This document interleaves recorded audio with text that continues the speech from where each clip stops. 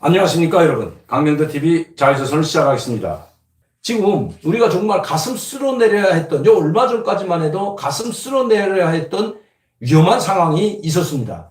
트럼프 대통령은 우리 국익에 맞지 않는 국익과 맞지 않는 나라에 배치되어 있는 미군을 철수시킬 수도 있다고 이야기했고 실제 그것을 행동으로 옮긴 사람입니다. 여러분들도 아시다시피 독일에 있던 5천 명의 미군을 감축한 것 아마 다 아실 겁니다. 그리고 아프가니스탄도 바이든 대통령이 먼저 이야기한 것이 아니라 트럼프 대통령인데, 트럼프 대통령이 아프가니스탄에서 우리 병사들이 피 흘릴 일이 없다고, 더 이상 피를 흘려서는 안 되고 남의 나라를 위해서 이럴 필요가 없다고 이야기한 것도 트럼프 대통령입니다. 그리고 철군을 명령한 것도 바로 트럼프 대통령 시절입니다.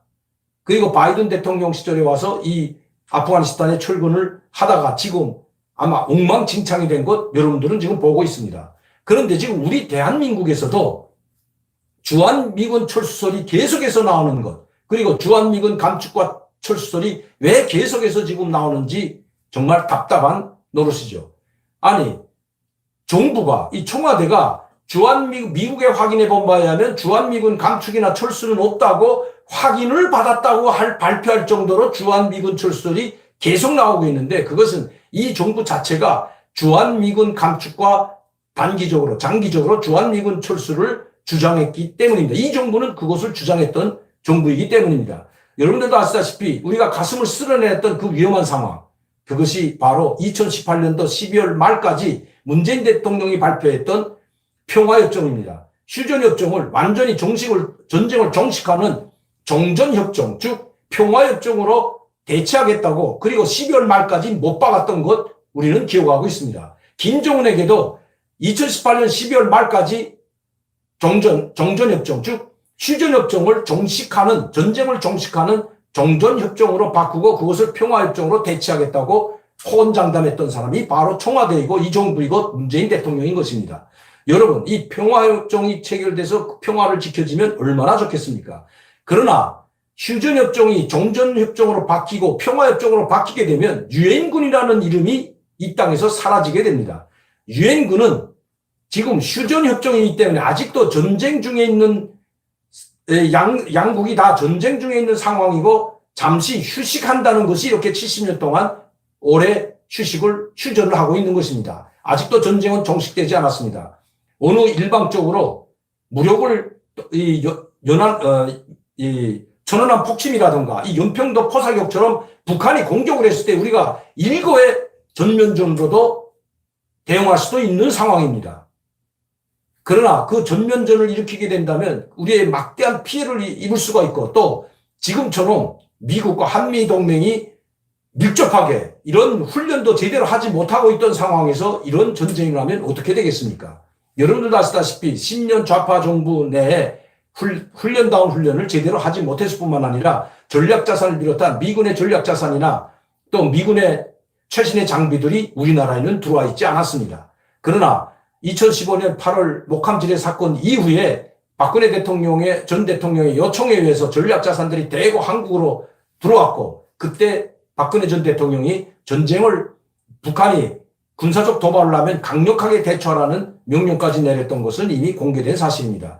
연평도 포사격 때에도 우리가 즉시 대응하지 못하고 비행기를 떠서 북한의 포부대를, 즉 개머리포 진지를 타격하려고 했지만 이미 그때는 벌써 북한의 비행기 40대가 떴다는 정보가 있었기 때문에, 즉 미군 측으로부터 만에 하나 우리 비행기가 북한 용해에 들어가 미사일을 공격한다면 전면전도 일어날 수 있다는 것을 알려줬기 때문에 우리 F-15K 비행기 2대가 떴다가 공격을 하지 못하고 다시 비행장에 착륙한 것 이미 다 알려진 사실입니다. 준비가 안 되었기 때문에, 준비가 전혀 되어 있지 않았기 때문입니다. 그리고 우리는 북한이 공격을 하면 방어만 하게 되어 있지, 1차 타격, 북한의 1차 타격을 면하고 방어 위주로 작전이 짜여져 있었기 때문에 재진격하는 그런 이 시나리오가 없었던 것 같습니다. 그러나 지금은 상황이 달라져서 이제는 북한이 공격을 하면 재진격도 할 수 있고, 북한이 선제 공격할 기미가 있으면 먼저 선제 공격도 할 수 있는 능력을 갖췄지만 그때는 상당히 없었기 때문입니다. 이런 능력을 갖춘 것도 미군이 있기 때문입니다. 여러분, 한반도에서 미군이 빠지게 된다면 상상도 할 수 없는 일이 벌어질 겁니다. 그래서 지금 김정은은 이제는 핵무기 감축이나 핵무기 폐기가 아니라 미군 철거를 주장하고 있습니다. 미군 트럼프 대통령과 회담할 때는 미군 철거 주장을 하지 않았지만 지금 최근에는 노골적으로 핵무기 포기는 결코 없고 미군이 주둔하고 있는 한 핵무기 포기는 결코 없다고 강경하게 나올 뿐만 아니라 이제는 노골적으로 미군 철거를 요구하고 있는 것입니다. 그만큼 미군이 이 한반도에서는 가장 중요한 우리 국가 안보와 국민의 안전을 책임지는 데 있어서 가장 중요한 역할을 하는 것이 바로 미군이기 때문입니다. 이런 말을 들으면 우리 국군이나 국방부는 대노할지 모르지만 국군과 국방부가 없어도 미군만 몇 개 사단만 있어도 북한은 감히 전쟁을 일으키지 못합니다. 왜냐하면 전자권이 미군에 있는 이상 북한이 공격을 하게 된다면 이것은 미국과 전면전을 뜻하기 때문에 어느 정도의 피해를 입히겠지만 정당에는 북한이 괴멸될 것은 또 지구상에서 북한이라는 나라가 사라질 것은 자명한 일이기 때문입니다. 우리 자주국방도 중요하지만 지금 단계에서 우리가 핵무기가 전혀 없이 북한의 비대칭 전력에 완전히 열세인 우리 한국을 지키기 위해서는 미군이 절대적인 역할을 하고 있는 미군이 철수해서는 또 감축해도 안 된다는 것입니다. 그런데 안타깝게도 이번 미 하원에서 미군 감축이 없다고 못 박아놨던 그 하원 국방위원회 회의에서 이번 미군 감축을 없다고 못 박아놨던 그것을 해제하고 감축도 할 수 있게끔 바꿨다고 합니다. 법을 바꿨다고 합니다. 이것 때문에 그리고 이 미군 주둔은 북한의 공격을 막는 것도 있지만 태평양 연안국가 즉 인도 태평양 연안국가의 방어를 위한 목적도 있다고 못 박아둠으로써 만에 하나 인도 태평양 지역에 우리 주한미군을 파견할 수 있다는 그것을 열어놓았다는 것 상당히 위험스러운 일입니다. 그래서 바빠 맞았는지 청와대는 미국 정부에 확인해 본 바 미군 감축이나 철수는 없다고 확인을 받았다고 구차한 변명을 들어놓고 있는 것입니다. 오늘 지금도 미국 대사관 앞에는 미군 철거를 외치는 사람들이 시위를 하고 있는 것.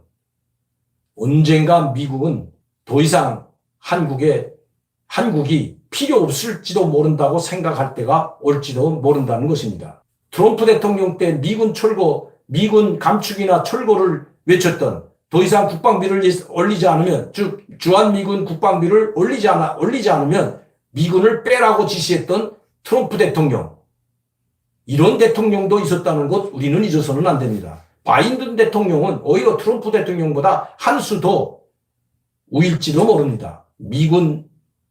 언제까지 미군이 이 나라를 지켜줄지는 아무도 모른다는 것입니다.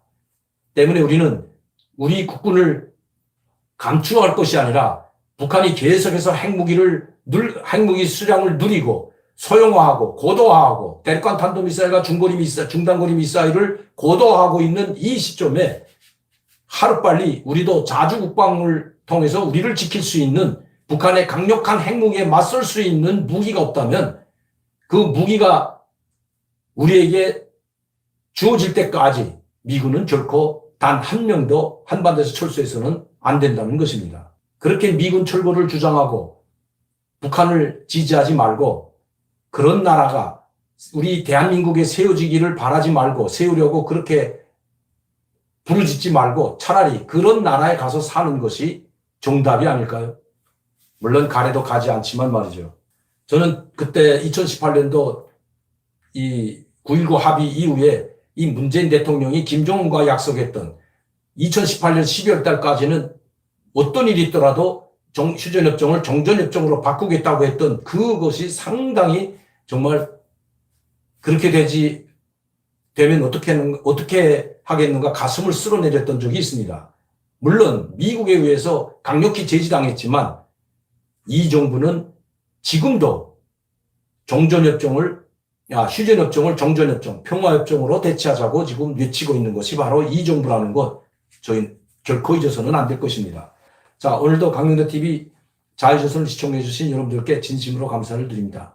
항상 저를 후원해 주시고 격려해 주시는 여러분들께 진심으로 감사를 드리며 또 많은 구독료와 또 지원금을, 후원금을 보내주시고 계시는 팬 여러분들께도 감사를 드립니다. 저는 내일 이 시간에 다시 뵙도록 하겠습니다. 감사합니다.